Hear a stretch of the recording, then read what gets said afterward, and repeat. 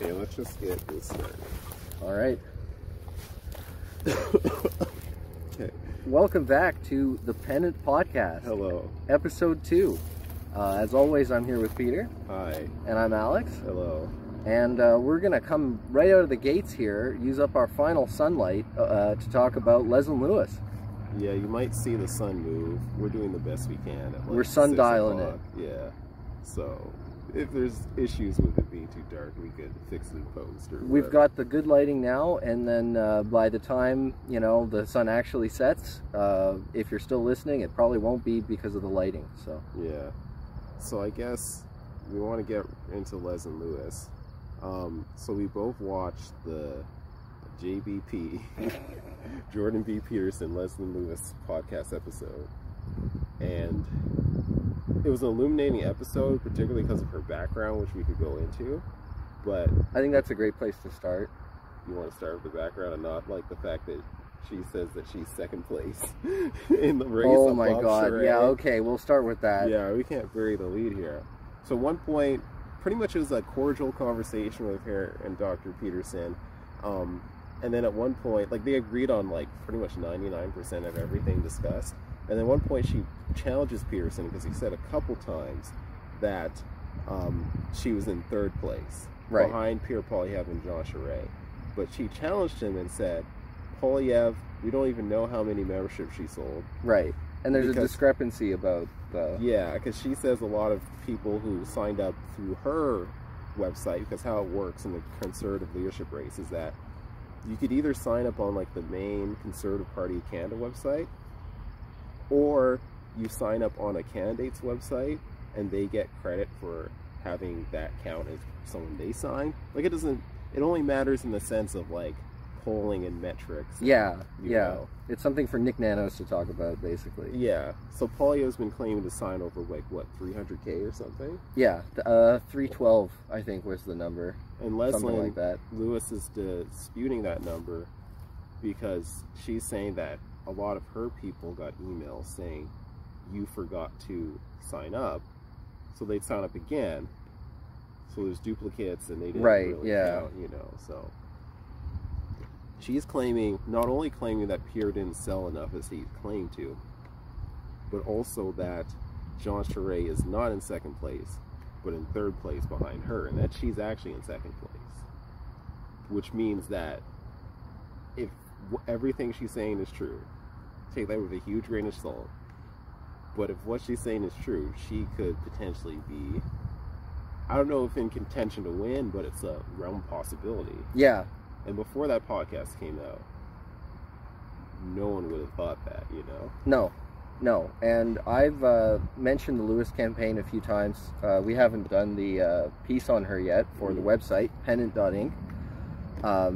We've done 4 other candidates, including Patrick Brown, who's no longer in the race. But I've just straight up called her the, you know, presumptive third place candidate, kind of dismissively, because again, I hadn't necessarily done the deep dive into the Conservative Party membership discrepancies. I'm glad you explained it because you did a better job than I could at this point. But we went through this with Patrick Brown a little bit too. Yeah. Because Brown was claiming to have signed up, I forget the exact number, but I think I heard 175K floated at some point. And Brown was claiming that he had this huge mass, essentially, of, you know, traditional Patrick Brown voters that had entered the race and bought memberships, but weren't being polled for whatever reason. I guess because they weren't Conservative Party members before. And that was Brown's whole argument, essentially, for how he could possibly win, despite only getting like 4 or 5% in most mainstream polls. And that's, what is Lewis getting in most polls? So she's in a similar situation. I don't have the data immediately available, unfortunately, but a couple of months ago, she was getting, depending on the poll, and I know this is a wide range, but 5 to 15%. Okay, so she was doing respectably, certainly in some areas and in some polls. But again, is the Leslyn Lewis leadership campaign supporter going to be polled by Conservative Party pollsters? Well, that's the thing. Or are they more of in the Patrick Brown mold, not politically, not in terms of their policy preferences, which are opposite, frankly. Yeah. But in terms of like Patrick Brown was, you know, tapped into a lot of like, you know, kind of immigrant communities, the South Asians, the Tamils specifically. You know what I mean? Who aren't kind of, I guess, traditionally polled as conservative voters. And I guess Leslyn would be in a lot of, like, you know, I guess black churches or just like religious churches in general. We have a lot of people who maybe were not political until they got involved in their church and in their community, and then you know.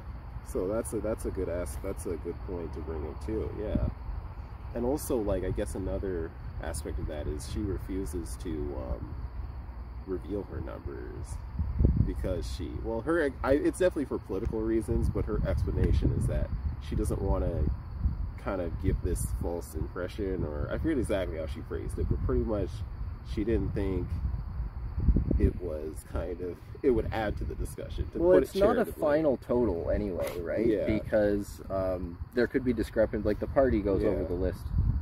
So if you hear a number like 312,000, it could really only be 300,000 because 12,000 of those, for example, I know nothing specifically about Polyev here, but it could be thrown out. Yeah. So her claiming this number is still kind of a fantasy, even if she really did sign up that many people. So I can see why she can justify it, even though, as you say, it's a little bit of a cynical political move. But who could blame her? She doesn't have to release her numbers. Yeah, it's like releasing your tax returns when you're running for president. Yeah.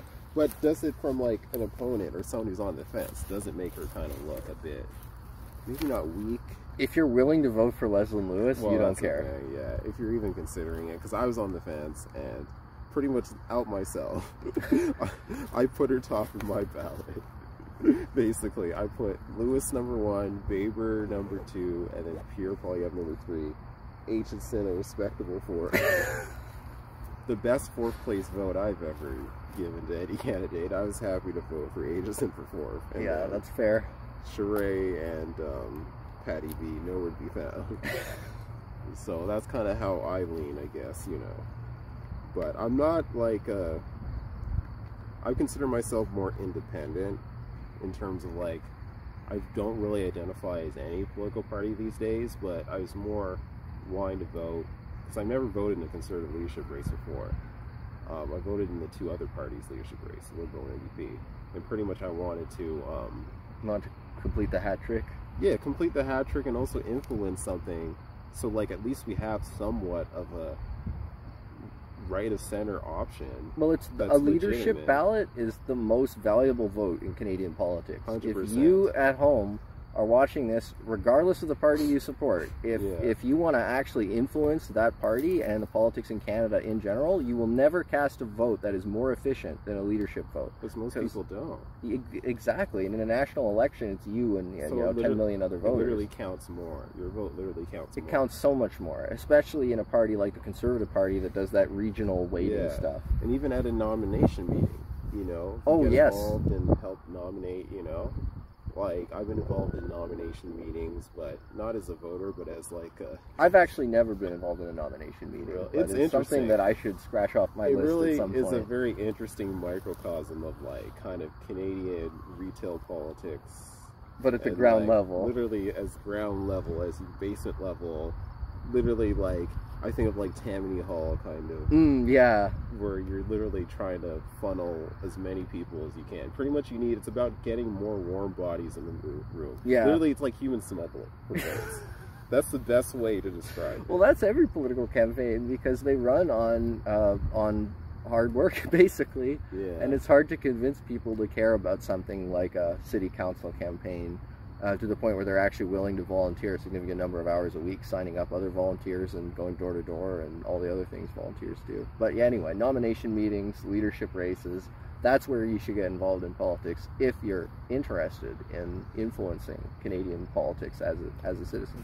Also, I feel really dumb. I didn't start recording until now. That's okay. So, hopefully the audio is good enough. Yeah. And then we can do a little bit of splicing if we have it's nice to have some sort of backup or something, but... Yeah, I guess, you know, we'll be going with this Leslyn Lewis thing. I guess the bombshell.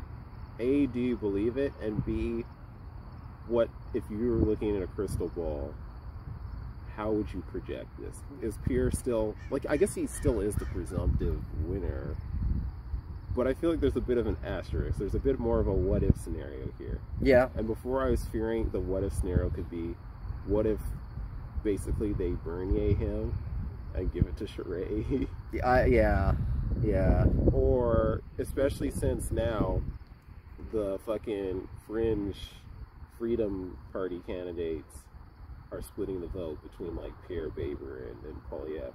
I mean Pierre and Lewis and Baber. Yeah, you know what I mean? And of those three, honestly, Leslyn Lewis and Roman Baber, I feel like, are more traditionally appealing to serious libertarian kind of leaning people. But those people are putting Polyev second.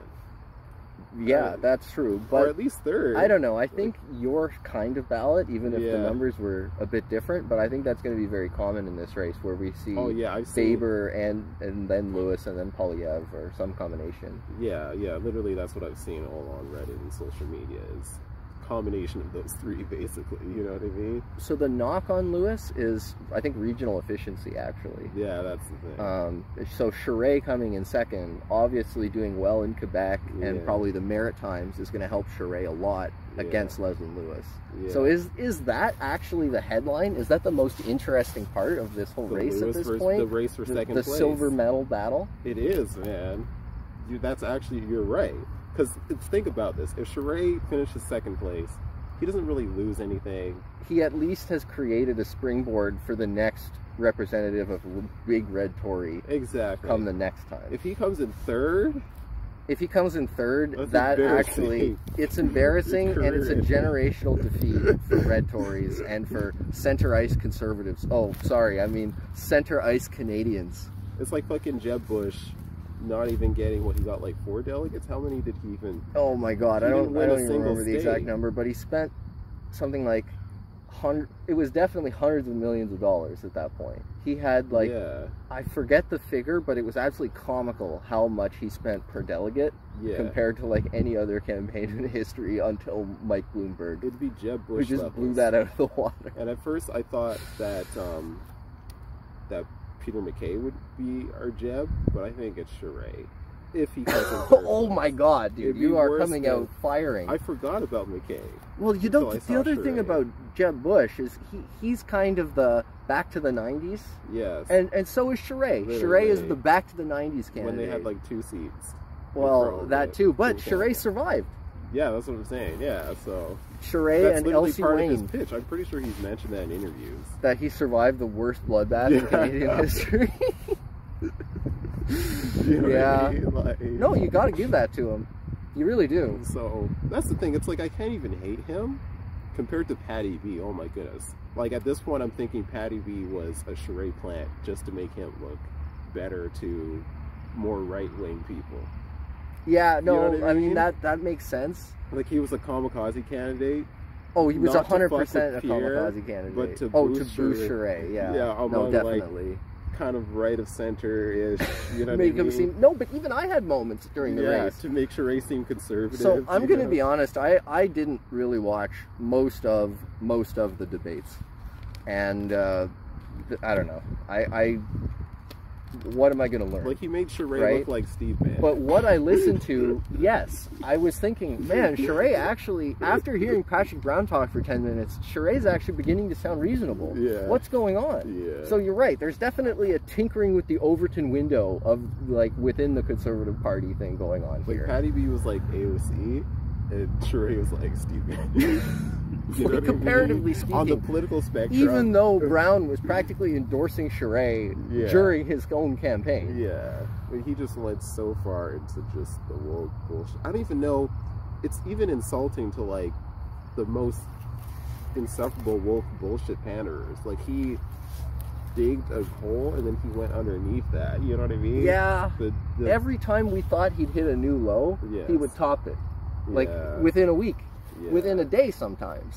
It's all these accusations of Pierre being racist this, dog this, and that. People are going to forget this, but there was in June and July of 2022, there was a Patrick Brown headline practically every day. Yes. And it was either some crazy scandal about his campaign, or it was him basically calling Polyev a, fascist, Like, So, ironically, just the dirtiest how of dirty campaigning. I'm gonna make an American comparison here, Yeah. but lately Joe Biden has been coming out and saying that these, you know, yes. radical MAGA type extremists I are. saw a headline today where Joe was gonna like kind of speak out against Trump loyalists. Oh yeah, yeah. It's like, does that mean they're purging? What is this? In his first speech since Afghanistan, basically. Yeah. So, Anyway, but that would be the comparison. But the irony is, it's within the Conservative Party yes. that you have this kind of Joe Biden style rhetoric of the, instead of extreme MAGA, it's extreme Polyev. Yeah. And you know, you drop the whole Pat King canard and you do all that stuff. Yeah. But anyway, I honestly do think Lewis could be number 2. But Yes. the mechanics of the Conservative leadership, That's the thing. the math is so dirty. You need certain points. You need an equal amount of points from each region, basically, right? Yeah. Or something like that. Something like that. And it's ring, so yeah. So that's Chare's best defense against Leslyn Lewis, is geography. Yeah. So we know best and worst case scenario for Sheree. Best and worst for Lewis. Well, I guess there's no worst for Lewis unless she like is like dead last, which I don't think is going to happen. I think she's guaranteed 3rd at least.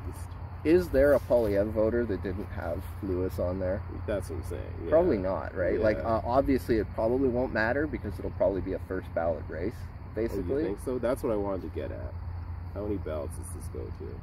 I think it went to Oh no, 3 well, last it'll. time. Sorry, I don't mean it'll be over on And the then, like, first ballot, but pretty much there's a wide gap, at least in the last couple, where 2017 it was like 17. that was ridiculous. It was 13 or 14. And then the last one, The last one, it was like 3. Honestly, it was over before it was 4. that is the single, as disappointing as that was for many Canadians, it was the single most interesting Canadian political thing I've ever watched in real time. It was so Really? crazy, man. It was Yeah. memorably crazy, like the kind of Yes. thing I'll definitely be explaining to my grandkids who will have no 100%. idea what I'm talking about, but like Yes. that moment mattered so much Yeah. in the recent political trajectory of this country. Yeah. And now Scott Aitchison is dropping supply management bombs left and right, and it doesn't even matter because he's practically a red Tory because of pandemic, etc. Yeah. issues. So, yeah, what do you think? So you're saying, I don't think it goes further than 3, right? Because I don't think the other ones are drawing enough. No, votes. Baber and Aitchison are Oh, fighting yeah. for Oh. 1% in some polls, and Yeah. I feel bad about that, particularly for Roman Baber, who I think Yeah. is seemingly a really stand-up guy who speaks intelligently about a lot of issues, and Oh, I for think sure he is second on mine. I was considering him first. He was first on my ballot for a while until the last week. Lewis has been, and this is the Yeah. headline for a reason, obviously. I Yeah. mean, she's been on fire for the past week or two. I guess we were going to get into her background, but Yeah. first, should we get into what she's been talking about lately and from which perspective? What has she been talking about? She was dropping bombs on the JVP episode. Oh, yeah, for for instance, sure, yeah. she was talking about eating the bugs. Oh, okay, And yeah. she name dropped Klaus Schwab and did Yes. the nod to the anti-WEF crowd. Yeah. But mostly did so, in a tasteful way that I Yeah. feel like represented that seriously, Yeah. earnestly. The mandates about how she decided not to reveal her vax status, and she's That's leadership. shadow cabinet position. That's Yeah, leadership. Yeah.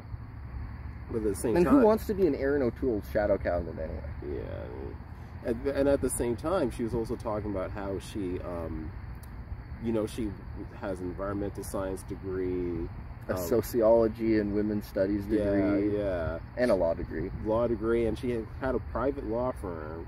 She was at a private law firm helping LGBT refugees immigrate to Canada. And this is the scary socially conservative lady, you know what I mean?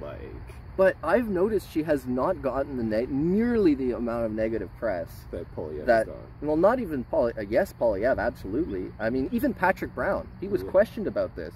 Would you run under X leader? And he said, Charest, obviously, I'm already running for Charest. Yeah. Polyev, no. Yes. Lewis, yes. Really? And I forget what he said about Baber, but it's probably yes. Okay. Essentially, Brown said, I can work with those people. Yeah. Which doesn't make any sense. Yes, she's well liked in the party. Even I'm pretty sure, at least from other interviews, she said Aaron O'Toole had no issues with her deciding to back out because of her did not want to disclose exact status. She said, well, he it actually respected her saved decision. Aaron O'Toole a bit of a quandary, because how can I be Mr. Red Tory walking a mile in her shoes if I have this, you know, raging anti-abortion SoCon or whatever narrative that they wanted to pick Leslyn Lewis as in my shadow cabinet. So with Aaron O'Toole, like, it kind of worked out, actually. But obviously it didn't work out in the big picture. Like, I feel like she's very well liked within the party. Definitely. Which, I don't know if you could say the same about Polyev or Patty B, ironically, or Sheree. You know what I mean? Yeah. Like, they all have enemies. Yeah, they all have enemies, and they piss off particular ends or spectrums of the party. Baber was smart, because he moved from provincial politics, which is where all his enemies were, to federal politics, where he has no real enemies, and no one really wants to badmouth him, right? Yeah, he's still green, so he can kind of, like, get away with it, you know? Do you think it's also a strategic thing? Like, you want to appeal to the weaker candidates' voters, even if you disagree with them ideologically because of the rank ballot math? That's 100% what it is. Like, because who cares if a Polyev supporter puts you number 2, right? But if a Roman Baber supporter puts you number 3, that actually is really valuable. It's like how Lewis won't attack Baber, but she'll attack Polyev. Polyev won't attack Lewis, but he'll attack Sheree. Dude, it's like Pokemon. Literally. It's like fire types and water types. Yeah, certain attacks work against others, you know what I mean? It's so funny watching debates where Lewis was coming at Polyev's neck a few times. At Polyev was just like, that's not true, like kid gloves. He was just taking it. He was doing the Muhammad Ali kind of, like, you know what I mean? Because he knows he doesn't gain anything. If he counterpunches Lewis, it doesn't do him any good. If anything, it hurts him. It does, yeah.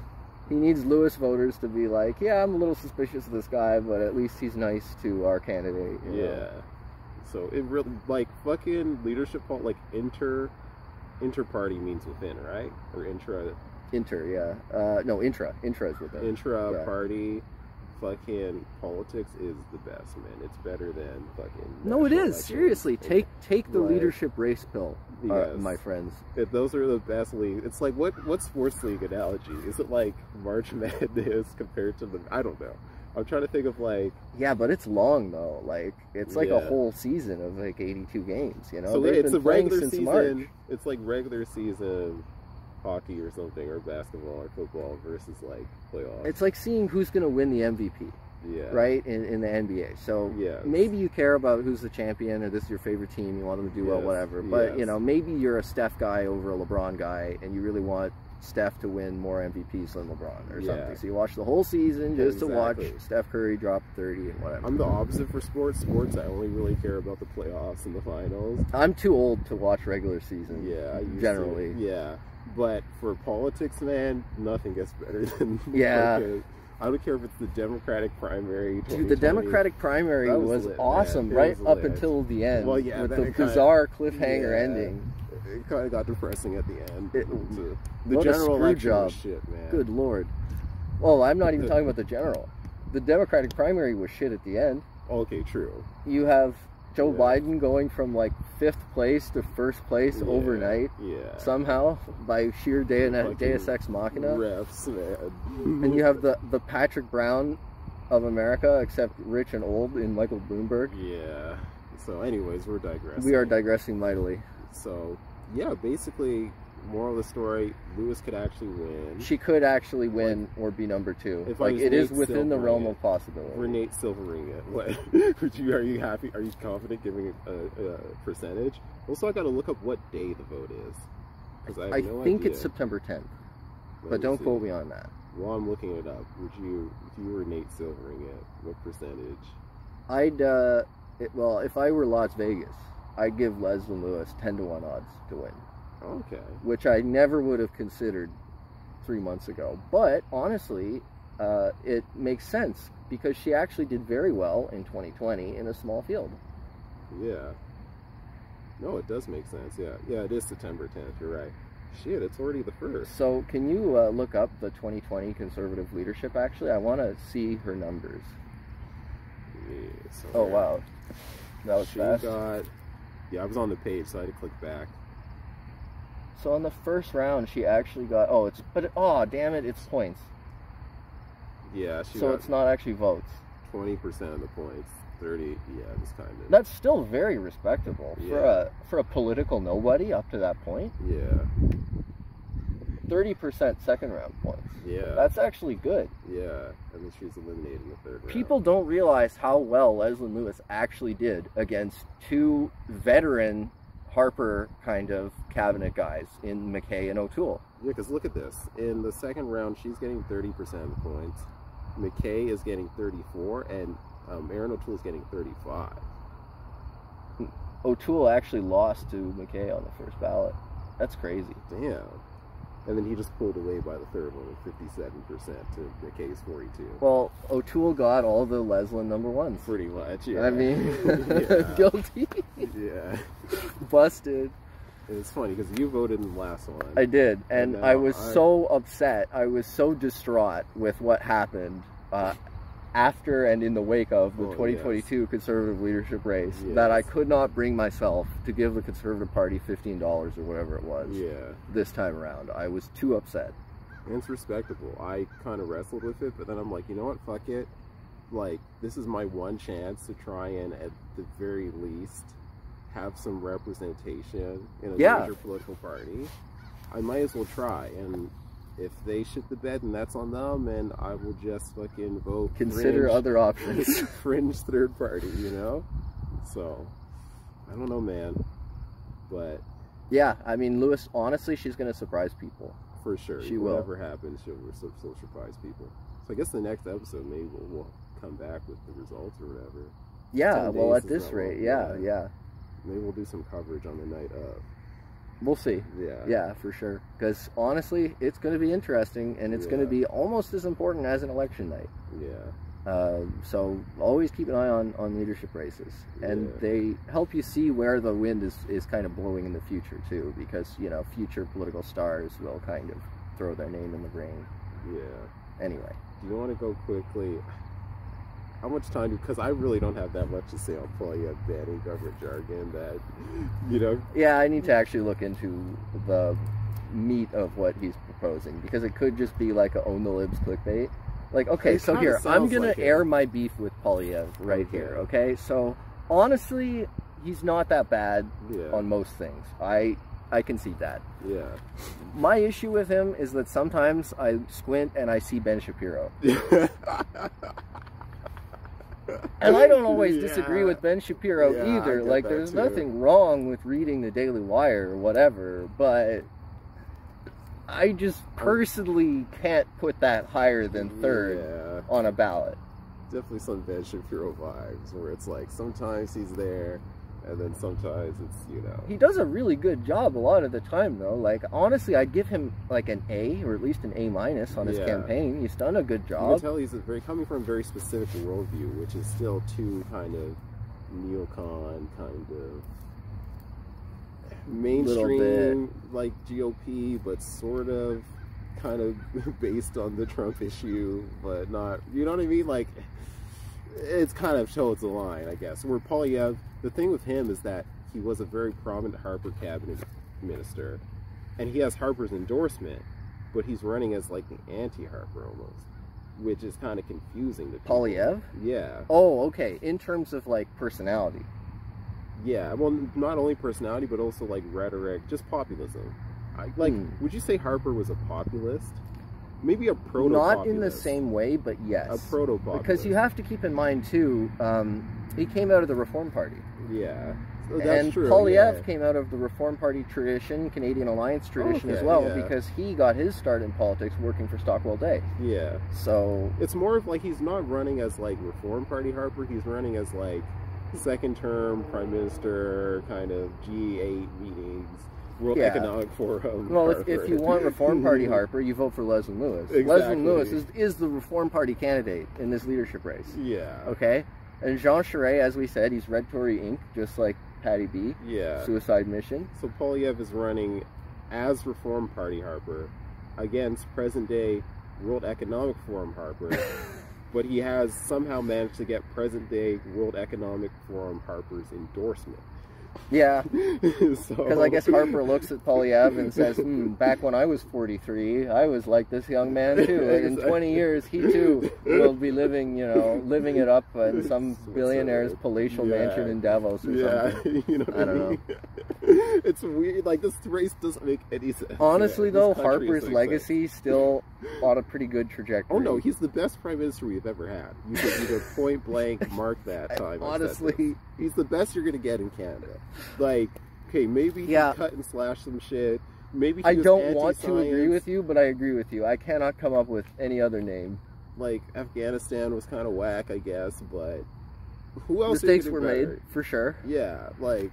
But at least he got us leopard 2s. At least he quote-unquote balanced the budget. If you believe that. Yeah. At least fumbled the numbers, make it look like he balanced it, at least. That's true. I mean, they're true to not even trying to even make it look like he cares about balance. So it's just Harper at least let the West in enough. Exactly. Polyev is letting the West in. National unity maybe got worse a little under bit more. Trudeau.